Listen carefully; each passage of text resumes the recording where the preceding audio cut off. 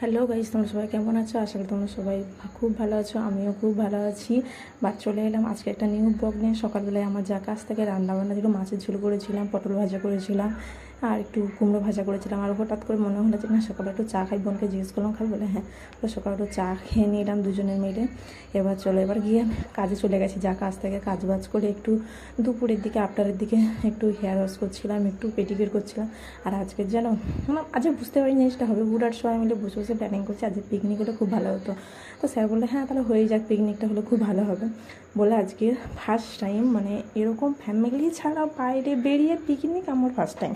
সত্যি বলতে এর আগে আমি কখনো এরকম বাইরেভাবে পিকনিক দেখো, আমরা কত ফ্যামিলি ছাড়া এইভাবে কখনো পার্সোনালি এরকম কোনোভাবে করিনি। এটা তোমাদেরকে আমি বলেছি, তোমরা কখনো দেখোও নি, আমি ছাড়িনি বা তোমরা দেখবে কী করে। আর ওর মধ্যে নিজের মধ্যে একটা ছোট্টখাট্টো হয়েছিল। আর এই যে ব্লগটা না একটু মানে কী বলবো, ঠান্ডার সময় হয়েছিল। আর আমি তো খুব লেটু, তোমরা ভালো করে জানো। আমি মানে এই ভিডিওটা দিই যে আমি কবে তার ঠিক নেই। এটা আজকেই আমি যখন রান্না করতে করতে বসে একটু যখন দেখছিলাম যে আমার ভিডিওগুলোকে পোস্ট করা হয়নি, বাবা আমি তো এডিট করেই রেখে দিয়েছি। আমি জানি এখন রান্না করছি, রান্না করতে করতে ব্লগে আমি তোমাদের দিচ্ছি, হয়তো সাউন্ডও তোমরা পাবে।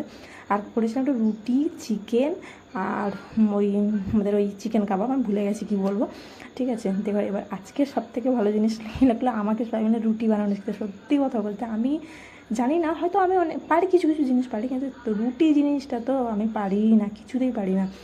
আজকের এরা তো আমাকে কিছু করতেই দেয়নি, সব কিছু ওরা নিজেরাই করেছে। আমি তো ঘুরে ঘুরে বাড়ি দেখেছি, একটু ভিডিও করেছি, জাস্ট এইটুকুই। এবার চিকেনটা কেমন হয়েছে তোমরা দেখে বলবে। এই একজন রান্না করছে, আমি খালি ওকে পাশ খালি জ্বালাচ্ছিলাম। বলতে তুমি চুপ করো, মুখটা বন্ধ করে, তুমি ভিডিও করো যেরকম করছো।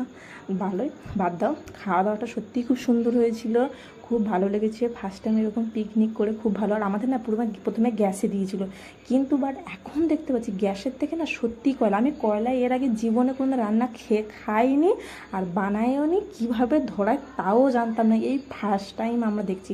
কাবাবটা প্রথমে আমরা সবাই মিলে টিফিনের মধ্যেই খেয়ে নিয়েছিলাম, তারপর এটা ছিল সবাই খেয়েছি। চলো গুড নাইট।